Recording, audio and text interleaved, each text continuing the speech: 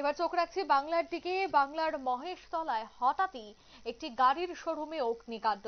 মুহূর্তের মধ্যেই আতঙ্ক ছড়িয়ে পড়ে, পুড়ে ছাই হয়ে যায় একাধিক বিলাসবহুল গাড়ি।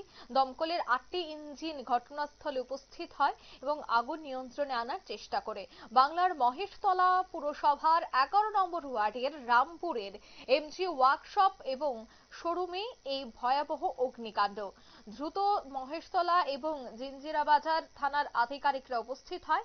আগুন নিয়ন্ত্রণে আনতে দমকলের 2টি ইঞ্জিন প্রথমে উপস্থিত হলেও পরিস্থিতি জটিল হওয়ার পর আরো 7 থেকে 8টি ইঞ্জিন পাঠানো হয়। পুড়ে ছাই হয়ে যায় গাড়ি। ভোর রাত পর্যন্ত আগুন নিয়ন্ত্রণে আনার চেষ্টা করা হয়। কোজাগরী লক্ষ্মী পুজোর রাতেই এই ঘটনা। শোরুমে প্রচুর বিলাসবহুল গাড়ি ছিল, তবে বেশ কয়েকটি গাড়ি কিন্তু আগুনে ভস্মীভূত হয়ে যায়। মহেশতলা থেকে এই ছবি ধরা পড়ছে, তবে কিভাবে অগ্নিকাণ্ড বা কিভাবে এর সূত্রপাত, শর্ট সার্কিট থেকে নাকি এর পেছনে অন্য কোনো রহস্য রয়েছে, সবটাই কিন্তু ধোঁয়াশায়। কি বলছেন দমকল কর্মীরা শোনাবো। মোরলেস 9টা গাড়িতে আগুন লেগেছিল, যেগুলো ফ্যামিলি কার 4 হুইলার। 9টা গাড়িতে 8টা 9টা গাড়িতে আগুন লেগেছিল। তো ওটা আমরা অলরেডি এক্সটিংগুইশ হয়ে গেছে, টোটালি ফায়ার আউট। কতগুলো গাড়ি?